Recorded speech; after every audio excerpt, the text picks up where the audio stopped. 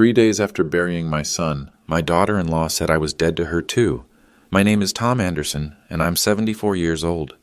Amanda thought she knew exactly who I was, an embarrassing old man who'd peaked as a factory worker. She had no idea she was about to lose everything she'd worked for, and it would be because of me.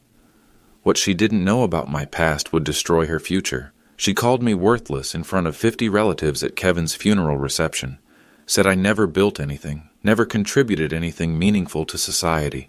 I didn't argue, I didn't raise my voice. I just pulled out my phone and made one call. If you're watching this, please subscribe and let me know where you're watching from. Here's what really happened when someone finally pushed the wrong person too far, and why sometimes the quietest person in the room holds all the power. For 3 years, Amanda Brown had been chipping away at my dignity. Small cuts. Death by 1,000 paper cuts, my late wife Martha would have called it. It started right after she married my son Kevin in 2022. I remember the first family dinner at their house. Kevin had invited me over for Martha's famous pot roast recipe. Amanda corrected my grammar 3 times during the meal. "It's Kevin and I, not me and Kevin," she said, smiling that cold smile. "I have a master's degree in communications." Kevin just looked uncomfortable. He'd inherited his mother's kindness, not her backbone. The pattern escalated. When Kevin got sick last year, cancer stage 3, Amanda excluded me from every medical decision. $87,000 in treatment costs, and I wasn't allowed to know what was happening to my own son. "This is between immediate family," she told me outside the oncology office. "Kevin needs to focus on people who can actually help." I could have helped. I could have paid for everything. But she didn't know that. Amanda saw an old man in an $8 Goodwill blazer who took the bus everywhere. She saw someone who lived in a $412 a month studio apartment on Elm Street. She saw exactly what I wanted her to see. At Kevin's bedside those final weeks, she made the rules clear. Visiting hours were 10 to 11 a.m., Tuesdays and Thursdays. "We can't have too much disruption," she said. "I'm managing his care." Managing, like Kevin was a project. The funeral was December 18th, Riverside Community Center, $850 for the rental. I paid, though Amanda never asked where the money came from. During the service, she sat in the front row with 5-year-old Tyler, my grandson. I sat 3 rows back. That should have been my first clue about what was coming. The reception afterward. That's where she finally showed her true colors. 50 relatives, Kevin's work friends, neighbors, people eating potato salad and trying to remember the good times. Amanda stood up by the coffee table, tapped her fork against her wine glass like she was making a wedding toast. "I want to thank everyone for coming today," she began. Her voice carried across the room. Kevin would have been touched by this turnout. Then she looked directly at me. "But now that the funeral's over, I think it's time we addressed something.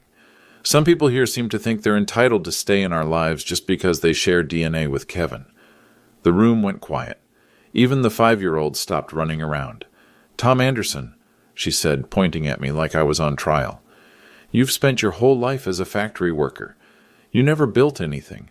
You never contributed anything meaningful to society. Kevin felt sorry for you, but I won't." "My neighbor, Mrs." Peterson gasped.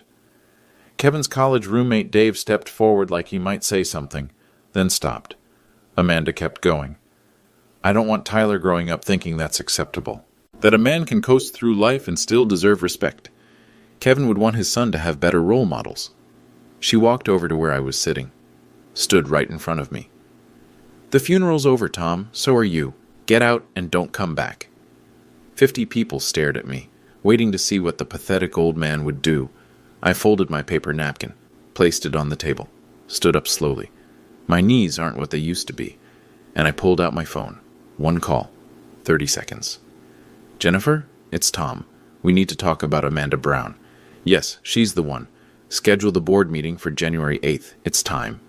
Amanda frowned, probably wondering who Jennifer was and why I sounded so calm. I walked to the door, turned around one last time. "You're right about one thing, Amanda. Kevin would want Tyler to have better role models." Then I left. 3 days later, sitting in my studio apartment, I realized what I was really fighting for. It wasn't just about the disrespect. It was about Tyler, my 5-year-old grandson who barely knew me because Amanda controlled every interaction. It was about Kevin's memory being rewritten by someone who never understood his values. Most of all, it was about a promise I'd made to Martha. Martha died 10 years ago this March. Lung cancer, same as what would eventually take Kevin. In her final weeks, she made me promise something. "Don't let them erase us," she whispered from that hospital bed. "Our family, our story. Promise me you won't let anyone rewrite who we were." Martha knew I was already pulling back from the business world, stepping into the shadows. She was worried that I'd disappear completely, and our legacy would disappear with me. "Promise me, Tom." I promised. Now Amanda was trying to do exactly what Martha feared. She was rewriting history, making Kevin into someone who was embarrassed by his father, making me into someone Kevin tolerated out of pity. That wasn't true. Kevin was proud of me, not because of the money. He didn't know about that either. He was proud because I'd taught him to work with his hands, to fix things instead of throwing them away, to treat people with respect regardless of their job title. Kevin fixed his own car until the day he died, changed his own oil, built Tyler a treehouse in the backyard with wood from the hardware store, not some expensive contractor. Dad taught me that knowing how to build something is more important than knowing how to buy something, Kevin told Amanda once. I heard him through the kitchen window. Amanda's response? That's very quaint. Now she was cutting me out of Tyler's life completely. No more Saturday mornings teaching him to use basic tools. No more stories about his father's childhood. No more connection to half of his family history. If I stayed silent, Tyler would grow up thinking his grandfather was a failure. He'd grow up believing that Amanda's version of success, the degrees, the salary, the status symbols, was the only kind that mattered. He'd never know about the other kind of success, the kind that builds something from nothing and doesn't need applause. But there was more at stake than family legacy. There was Amanda's pattern of behavior. The way she treated service workers at restaurants. The way she talked about Kevin's childhood friends, those people from his old neighborhood. The way she'd already started talking to Tyler about our kind of people versus everyone else. Tyler was 5, old enough to absorb those lessons. Old enough to start believing that some people matter more than others based on their education or income.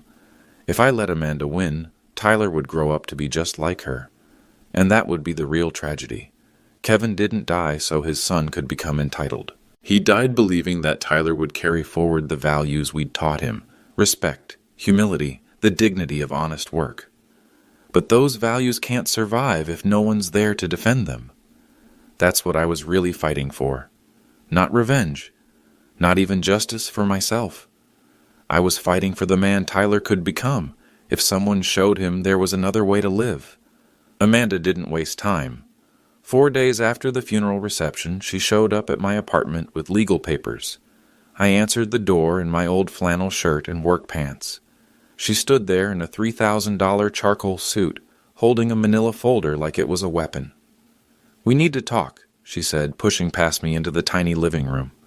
She looked around at my furniture, second-hand couch, 15-year-old television, Martha's old photos on the walls. Her nose wrinkled like she smelled something unpleasant. "This is about Kevin's life insurance," she said, opening the folder. $23,000. As his spouse, I'm the primary beneficiary, but he named you as contingent. I nodded.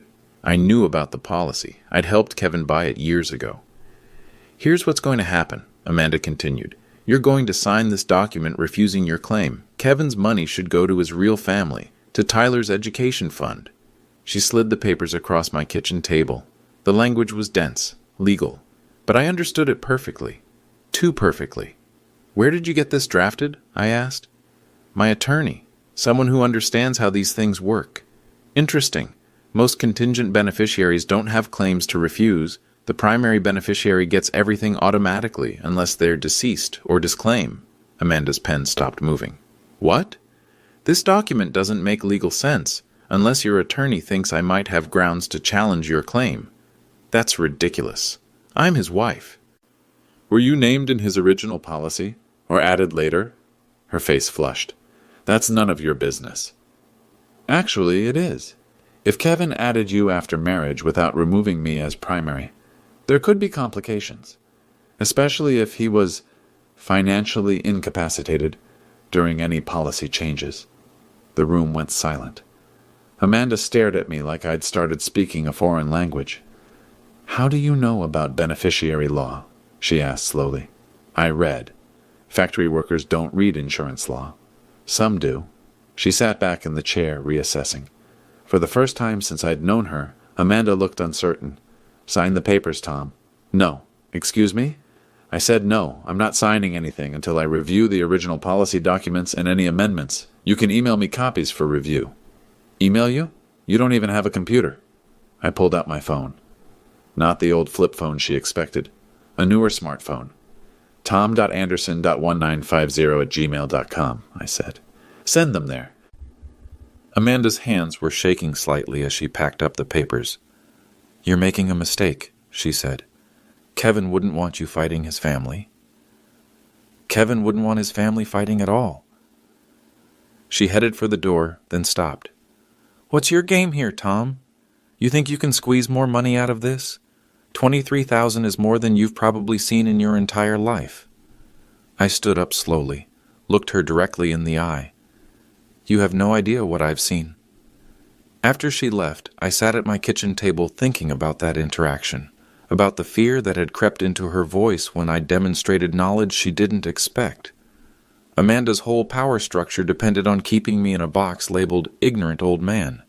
The moment I stepped outside that box, even slightly, her confidence cracked. She'd be back, probably with reinforcements. But now she'd be asking questions about me that she should have asked 3 years ago. Questions like, why does a retired factory worker know insurance law? Why does he have a Gmail account and a smartphone? Why did he seem so calm when she threatened him? And most importantly, what else doesn't she know about Tom Anderson? I picked up my phone and called Jennifer Davis. "How did she take it?" Jennifer asked. "About as well as expected. She's starting to ask questions." "Good. Let her wonder. The annual promotion ceremony is January 8th. Think you can keep her guessing until then?" I smiled. "I've been keeping people guessing for 45 years. 1 more month won't hurt." Over the next 2 weeks, small cracks appeared in Amanda's certainty. It started with Tyler's school. Cedar Hills Academy, $18,600 per year, where Amanda sent Tyler to network with the right families. I'd been picking Tyler up on Wednesdays since Kevin got sick. One of the few times Amanda couldn't control our interaction, school pickup was chaotic and she was usually stuck in meetings. December 22nd, I was waiting in the pickup line when Mrs. Harrison, the vice principal, walked over to my window. "Mr. Anderson, could I speak with you for a moment?" I parked and followed her into the office. Tyler was in aftercare, so we had time to talk. "I wanted to personally thank you for the new computer lab," she said. "The children are absolutely thriving with the new equipment." I nodded politely, said nothing. The anonymous donation was incredibly generous. $50,000 will make such a difference in their technology education. Behind us, Amanda's voice cut through the conversation. "I'm here for Tyler Brown pickup," she announced to the receptionist. Mrs. Harrison turned toward the sound, then back to me. "Should I mention to Mrs. Brown that Tyler's grandfather was here?" "No need," I said quietly. I wouldn't want to take credit for something anonymous. But Amanda had heard her own son's name.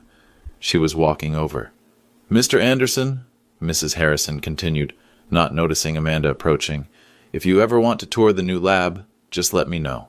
I think you'd be proud of what your contribution accomplished." Amanda stopped 3 feet away, close enough to hear every word. "Contribution?" Amanda asked. "What contribution?" Mrs. Harrison looked confused. "The computer lab donation. $50,000 for new equipment." "From who?" Mrs. Harrison glanced at me. I gave the slightest shake of my head. "Oh," Mrs. Harrison said carefully. "I'm sorry. I thought there must be some confusion. Anonymous means anonymous, of course." Amanda stared at me. "Tom, what is she talking about?" "I have no idea," I said truthfully. "I just came to pick up Tyler." But as we walked to the parking lot, I could feel Amanda's eyes boring into my back. At the car, Tyler ran to hug me. "Grandpa, Mom said you might not come anymore." "Why would she say that?" Tyler shrugged. "She said you weren't real family." I knelt down to Tyler's level. "Tyler, what makes someone real family?" "I don't know. Love?" "That's right. Love. Not money. Not fancy clothes. Love." Amanda was close enough to hear. When I stood up, she was holding an expensive business card. It must have fallen from my wallet when I'd pulled out my keys. She read it slowly. Titan Manufacturing, Industrial Solutions. Where did you get this? She asked. Found it in a parking lot. Probably should throw it away. You found a business card for a major manufacturing company? People drop things. But Amanda wasn't stupid. Her mind was working, connecting dots that didn't quite fit. Why was a retired factory worker at an expensive private school every Wednesday? Why did the vice principal seem to know him personally? Why did he carry business cards for companies that manufactured industrial equipment? And why was he so calm about all of it? Tom, she said slowly, what did you do before you retired? I worked. Where? Different places. What kind of different places? Tyler was tugging on my hand, eager to leave. I looked down at him, then back at Amanda. The kind where you learn to fix things instead of just buying new ones. I walked Tyler to Amanda's BMW, buckled him into his car seat. See you next week, buddy. As they drove away, I could see Amanda in the rearview mirror, still holding that business card, still trying to figure out how it had ended up in an old factory worker's wallet. She'd be doing research tonight, making phone calls, asking questions. Good. Let her wonder. The longer she spent trying to figure out who I really was, the less time she'd have to prepare for what was coming. January 5th. 3 days before Amanda's promotion ceremony at Titan Manufacturing, Tyler's winter program at Cedar Hills Academy, Dreams and Goals, where each child presented what they wanted to be when they grew up. Amanda had insisted I not attend. These events are for immediate family only, she'd texted me, but Tyler had called my apartment directly. Grandpa, can you come see my presentation? I wrote it about you. How could I say no? The school auditorium was packed, 200 parents in business suits taking photos with expensive cameras. I sat in the back row wearing my navy blazer and a clean white shirt, trying to blend in. Tyler was 7th to present. He walked to the microphone in his little navy blazer. Amanda had insisted on matching the successful families. My name is Tyler Brown, he said into the microphone. When I grow up, I want to build things like my grandpa. Amanda shifted uncomfortably in the front row. My grandpa taught me that fixing things is better than throwing them away. He can fix cars and computers and even broken toys. He says the best builders are the ones who start with nothing and make something that lasts. Other parents were smiling, charmed by the presentation. But Amanda's face was stone. Tyler continued. My grandpa says that respect isn't about how much money you have. It's about how you treat people and what you build for others. When Tyler finished, the audience applauded. He beamed, scanning the crowd until he found me in the back row. He waved. That's when Amanda turned around. Her eyes locked onto mine across the auditorium. Pure fury. After the presentations, parents mingled in the lobby. I stayed near the exit, hoping to slip out quietly. But Amanda found me. How dare you? She hissed, grabbing my arm. I specifically told you not to come. Other parents were starting to notice the commotion. Tyler called me, I said quietly. I came for him. You're poisoning him against everything Kevin worked for, against success, against ambition. I'm teaching him values. Your values? Amanda's voice was rising. Other conversations were stopping. What values could you possibly teach him? You spent 40 years on a factory floor. You live in a studio apartment. You take the bus. More parents were gathering now. The Hendersons, whose daughter was in Tyler's class. The Williamses, who lived in Amanda's neighborhood. People she wanted to impress. This is why I don't let Tyler visit you anymore, Amanda continued, her voice carrying across the lobby. I won't have him embarrassed by a grandfather who never amounted to anything. Mrs. Henderson looked uncomfortable. Mr. Williams checked his phone, pretending not to hear. But then something interesting happened. Dr. Patricia Davis, another parent, stepped forward. She was CEO of something medical. I'd heard Amanda mention her before as someone worth knowing. Excuse me, Dr. Davis said to Amanda. Are you talking about Tom Anderson? Amanda blinked. You know him? By reputation. Tom Anderson is something of a legend in Detroit manufacturing circles. The lobby went completely quiet. I'm sorry, Amanda said slowly. There must be some mistake. This is Tom Anderson, retired factory worker. Dr. Davis looked at me with new interest. Are you the Tom Anderson who founded Titan Manufacturing? Every parent in that lobby turned to stare at me. Amanda's face went white. Founded what? Titan Manufacturing, Dr. Davis repeated, one of Detroit's most successful industrial companies. Started in 1979, went public in 1995, worth about $126 million now. Amanda was staring at me like I'd grown a second head. Tom, Dr. Davis continued, I had no idea you lived in this district. My company uses Titan components in our surgical equipment. Your quality standards are legendary. Other parents were murmuring now. Amanda could hear fragments. Founder of Titan. 100 million? Never would have guessed. There's some mistake, Amanda said desperately. He's a factory worker. He lives in a studio apartment. Dr. Davis smiled. Some of the most successful people I know live very simply. It's often a sign of wisdom, not poverty. She turned back to me. Tom, I'd love to introduce you to my husband. He's always wanted to meet the man behind Titan's success story. I nodded politely. Perhaps another time. I should be going. As I walked toward the exit, I could hear Amanda behind me, frantically asking questions. Are you sure? Tom Anderson? The same Tom Anderson? How many Tom Andersons could there be in Detroit manufacturing? But that's impossible. He takes the bus. Warren Buffett drives a 12-year-old car. I pushed through the lobby doors into the cold January air. Behind me, Amanda's world was collapsing in real time. By tomorrow, half the parents at Cedar Hills Academy would know that Tyler's grandfather was Tom Anderson of Titan Manufacturing. By the day after that, Amanda would be walking into her promotion ceremony, not knowing that her fate was in the hands of the man she'd spent 3 years humiliating, the man she'd called worthless in front of 50 people, the man whose grandson still loved him despite everything she'd done to poison that relationship. As I waited for the bus, yes, I really do take the bus. Even billionaires can be environmentally conscious. I thought about Tyler's presentation. The best builders are the ones who start with nothing and make something that lasts. Out of the mouths of babes. January 8th, 2025, 10:30 a.m., Titan Manufacturing Headquarters, downtown Detroit. Amanda walked into our main conference room for what she thought was her promotion ceremony. She wore her most expensive suit. $4,000 Armani, purchased specifically for this day. Her future as Vice President of Strategic Development was about to be announced. She had no idea she was walking into my world. The boardroom was exactly as I designed it back in 1995. 48-foot mahogany table, seating for 24. Floor-to-ceiling windows overlooking the Detroit River. The company logo etched into the glass wall, my signature still embedded in the design.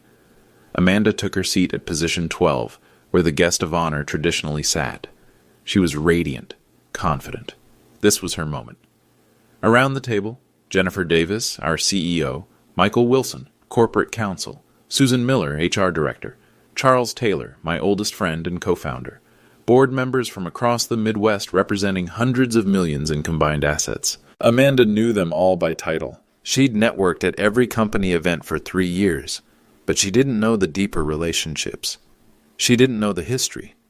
She didn't know that every person in that room owed their position to decisions I'd made. Jennifer called the meeting to order. Good morning, everyone. Before we proceed with today's agenda, I'd like to introduce a special guest. Amanda smiled expectantly. Ladies and gentlemen, Jennifer continued, I'm honored to present Tom Anderson, founder and majority shareholder of Titan Manufacturing. The boardroom door opened. I walked in wearing my best suit, still not expensive, but clean and pressed. I'd even gotten a haircut for the occasion. Amanda's face went through 5 distinct emotions in 3 seconds. Confusion, recognition, disbelief, horror, panic. Good morning, I said to the room. Then, making eye contact with Amanda, Hello, Amanda. She couldn't speak, literally couldn't form words. Jennifer gestured to the head of the table. My seat, the founder's chair that I'd used for 16 years before stepping back. Tom, thank you for joining us. As you know, we're here to discuss the Vice President of Strategic Development position. I sat down slowly. The room was watching Amanda, whose face had drained of all color. Before we proceed, I said calmly, I'd like to address some concerns about the candidate. Michael Wilson opened his legal folder. The board has received documentation regarding Amanda Brown's professional conduct. Susan Miller, HR, consulted her tablet.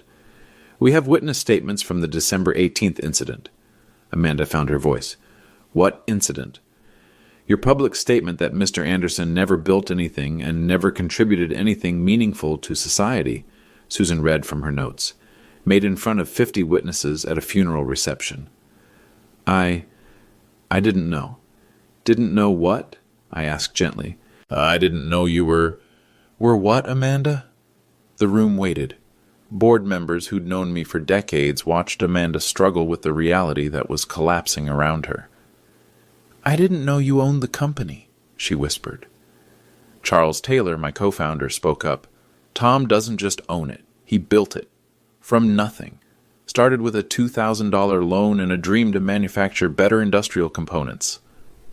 Jennifer added, when Tom stepped back from daily operations in 2009, he retained 52% ownership. Every major decision still requires his approval. Amanda was staring at the table now, unable to meet anyone's eyes. The promotion you're here to receive, I said quietly, requires unanimous board approval, including mine. Silence filled the room. You could hear the heating system cycling, traffic noise from the street below, Amanda's rapid breathing. However, I continued, before we vote, I think everyone should hear the full scope of your statements about my character. Michael Wilson read from his notes. December 18th, 2024. Quote, Tom Anderson spent his whole life as a factory worker. He never built anything. He never contributed anything meaningful to society. More silence. January 5th, 2025, at Cedar Hills Academy. Quote, I won't have Tyler embarrassed by a grandfather who never amounted to anything. Amanda started crying, not graceful tears, ugly, desperate sobs. The board should also know, Susan Miller added, that Mrs. Brown has been systematically excluding Mr. Anderson from family decisions regarding his own son's medical care and his grandson's upbringing. Jennifer looked around the table. All in favor of Amanda Brown's promotion to vice president? No hands rose. All opposed? Every hand in the room went up, including mine. Motion denied unanimously. Amanda stood shakily. I can explain. I didn't understand. If I had known... Known what? I asked. That I deserved basic human respect? That my relationship with my grandson mattered? That Kevin loved me? I made a mistake. No, Amanda. You made a choice. Multiple choices. Over 3 years. Charles Taylor stood up. Tom, I think we should also address the family situation. I nodded. Amanda, effective immediately. You're no longer employed by Titan Manufacturing. Michael will handle your severance package. 2 weeks. Standard termination. You can't fire me for something that happened outside work. Michael Wilson smiled grimly. Actually, we can. Your conduct reflects poorly on company values.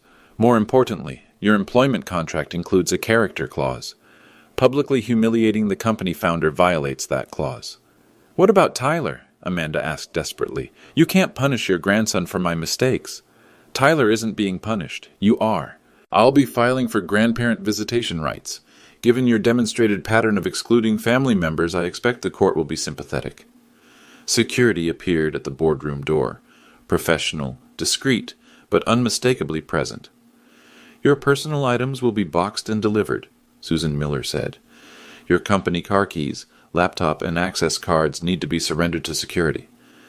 Amanda looked around the room one last time, searching for sympathy, for allies, for anyone who might speak up for her.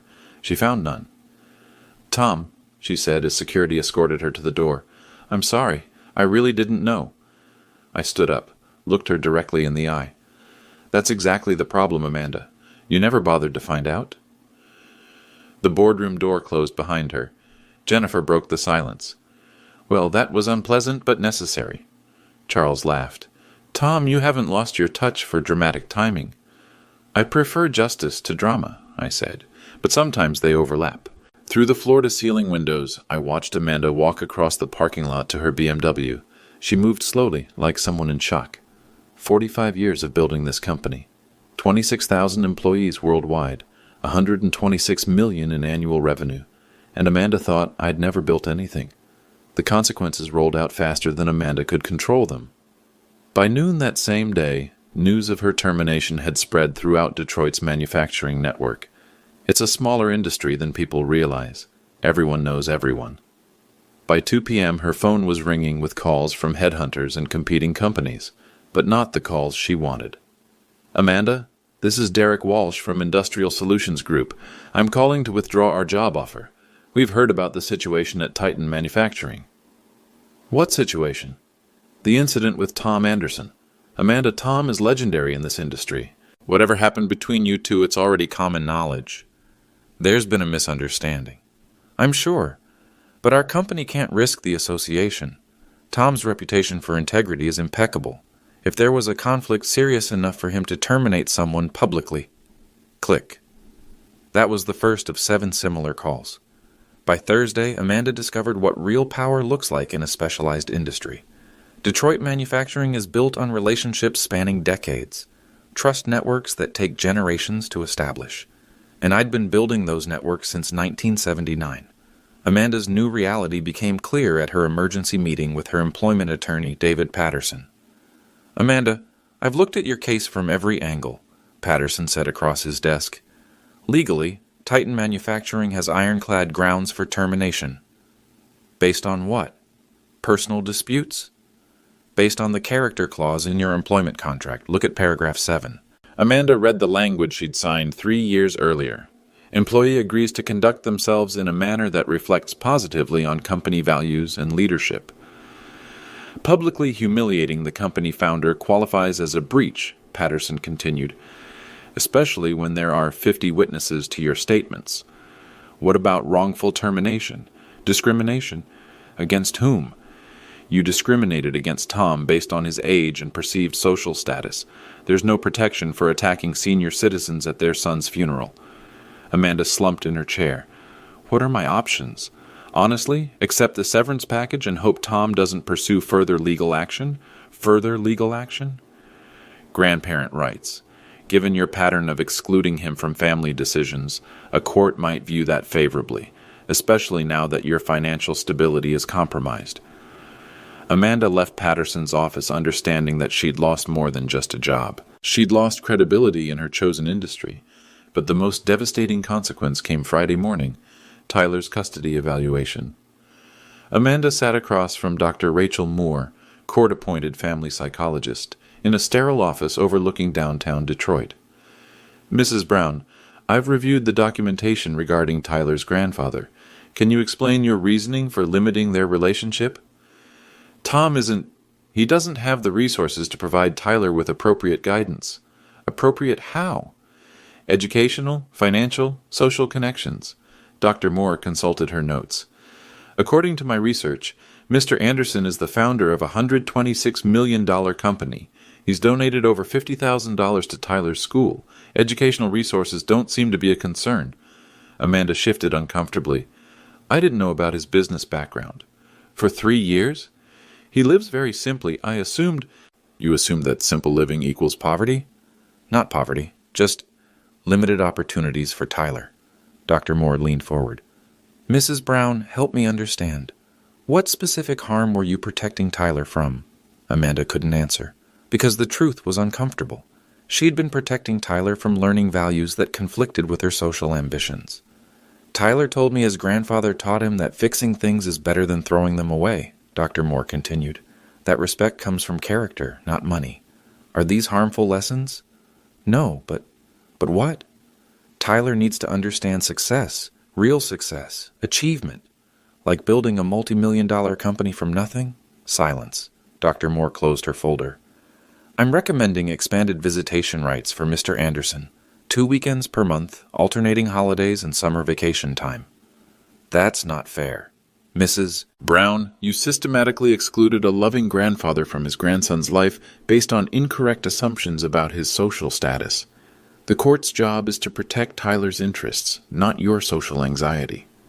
Amanda walked out of that appointment understanding that her control over Tyler's upbringing was ending. That evening, she sat in her BMW outside my studio apartment building, trying to reconcile the man she'd dismissed with the man who'd just dismantled her entire life with 3 phone calls and a board meeting. She never came to the door, never knocked. Because what was there to say? I'm sorry I judged you by your clothes instead of your character. I'm sorry I thought money was more important than values. I'm sorry I tried to erase you from your grandson's life. All true, all inadequate. Some mistakes can't be apologized away. Some bridges, once burned, don't get rebuilt. 6 months later, the full scope of Amanda's miscalculation became clear. Her new job paid $45,000 annually, exactly half her Titan manufacturing salary. Second-tier industrial, a small firm in Grand Rapids, was the only company willing to hire her after the Detroit manufacturing community learned what had happened. Reference checks were challenging, her new boss admitted during orientation. But everyone deserves a second chance. Amanda's second chance meant managing inventory for a 12-person operation. No strategic development, no executive meetings, no company car.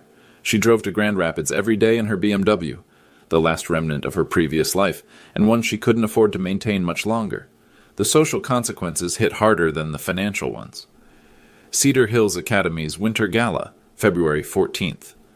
Amanda attended alone, hoping to maintain some semblance of her previous status among the parent community.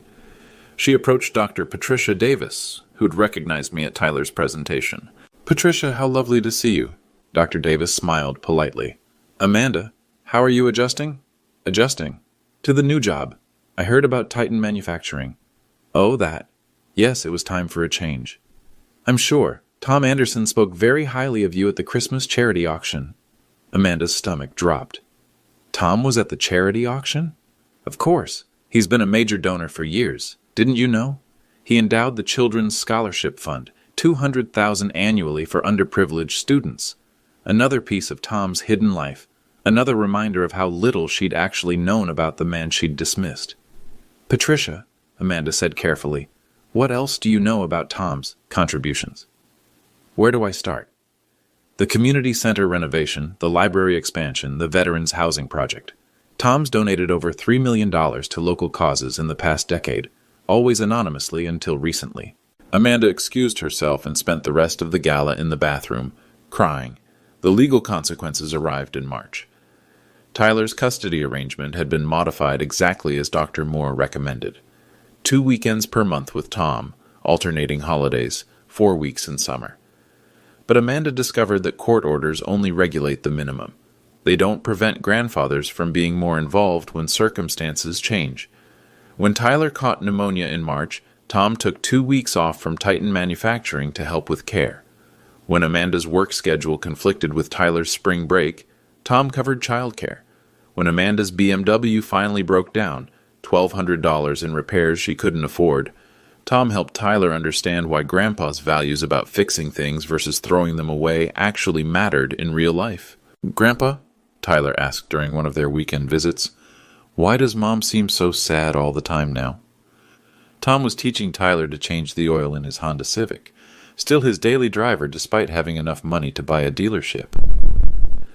"Sometimes people make choices that don't work out the way they hoped," Tom explained. "Your mom is learning some difficult lessons." "About what?"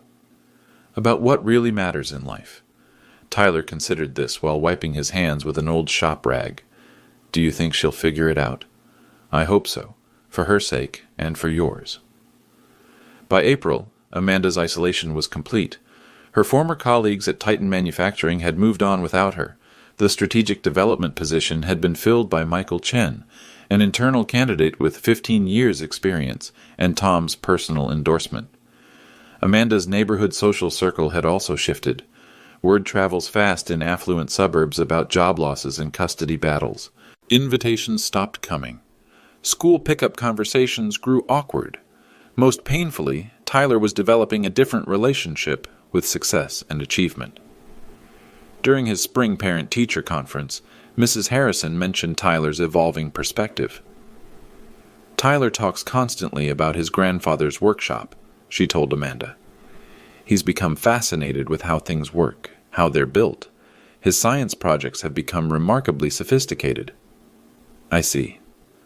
"He told the class last week that the best success is the kind where you help other people. Very mature thinking for a 6-year-old. Amanda nodded politely, but internally she was screaming. Tom was reshaping Tyler's values in real time, undoing years of careful messaging about achievement and status. The final consequence emerged in May. Amanda's lease renewal notice arrived with a 40% rent increase. Her luxury apartment complex was pricing her out, though they phrased it diplomatically. "Market conditions have shifted," the leasing manager explained. "Your income qualification no longer meets our updated requirements." Amanda spent that weekend apartment hunting in considerably less prestigious neighborhoods. Tyler would need to change schools. Again. "Mom," Tyler asked while they toured a modest two-bedroom in a working-class neighborhood, "is this like where Grandpa lives?" "Similar, yes. I like it. It feels more real." More real. 6-year-old Tyler was developing the ability to distinguish between authentic and artificial living, between substance and surface. Everything Amanda had tried to teach him about success, Tom was quietly redefining through example and experience. By June, Amanda understood the true scope of what she'd lost. Not just a job, not just social status, not just financial security. She'd lost the ability to shape her son's understanding of what mattered in life. Tom hadn't taken Tyler away from her. The courts ensured they maintained a strong relationship. But he'd given Tyler an alternative framework for measuring worth and success, one that made Amanda's previous priorities look shallow and temporary. Tyler was learning that building something lasting mattered more than buying something expensive, that treating people with respect mattered more than networking with influential people, that contributing to your community mattered more than advancing your career. All the lessons Amanda had dismissed as blue-collar mentality were becoming Tyler's moral foundation, and there was nothing she could do about it. Because Tom wasn't trying to turn Tyler against her. He was simply showing Tyler who he really was, and letting Tyler draw his own conclusions about character, integrity, and the different ways to live a meaningful life. The quiet man Amanda had underestimated was raising Tyler to be everything she'd failed to become. 1 year later, I received an unexpected visitor. Amanda stood at my apartment door on a Tuesday evening in December. She looked different, older but also somehow cleaner, less desperate. Her clothes were simpler, her makeup minimal. "Tom, could we talk?" I invited her in, made coffee the way Martha used to, strong, black, with real cream. "I owe you an apology," Amanda began. "A real one, not the panic-driven nonsense I said last year." I sat across from her at my small kitchen table. Waited. "I spent the last 12 months figuring out who I really am when I'm not trying to impress people," she continued. "It wasn't pretty." "And what did you discover?" "That I was terrified. Terrified of not being good enough, smart enough, successful enough. I used Tyler as a prop to prove my worth. I used Kevin's memory the same way." She took a breath. "And I tried to erase you because you represented everything I was afraid of becoming. Invisible, overlooked, ordinary." "There's dignity in ordinary, Amanda." "I know that now. Tyler's been teaching me." I smiled. "He's a good teacher." "He told me about the workshop you're building in your new garage, about the projects you're planning together. After Titan Manufacturing's record profits in 2025, I'd finally bought a small house. Nothing fancy. 3 bedrooms. A 2-car garage perfect for teaching Tyler practical skills. He also told me you've been helping with his homework, and that you never say anything negative about me. Tyler loves you. That love shouldn't be complicated by adult conflicts." Amanda's eyes filled with tears. "I don't deserve that kindness. Kindness isn't about deserving. It's about choosing who you want to be." We sat in comfortable silence. Outside, Detroit was settling into winter darkness. "Tom, I came here to ask something, and I'll understand if you say no." I waited. "Could you teach me?" "Not Tyler, me. I want to learn to fix things instead of just throwing them away. I want to understand the values I tried so hard to dismiss." I studied her face. No desperation now. No manipulation. Just genuine curiosity about a different way to live. "Saturday mornings," I said finally, 10 a.m. "We'll start with basic home maintenance. If you're serious about learning, I'm serious about teaching." "Thank you. One condition. Name it." "This isn't about earning your way back into Tyler's good graces. He already loves you. This is about you discovering who you want to be going forward." Amanda nodded. "I understand." 3 months later, Amanda had learned to change her own oil, fix a leaky faucet, and rewire a broken lamp.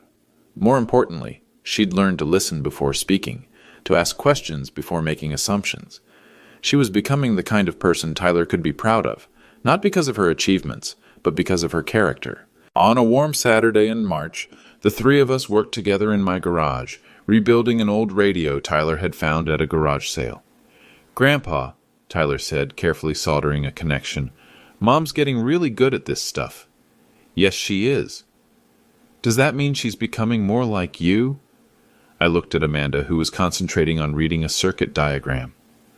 "No, Tyler. It means she's becoming more like herself, the best version of herself, the version that had been buried under years of anxiety about other people's opinions, the version that could teach Tyler that success isn't about impressing strangers.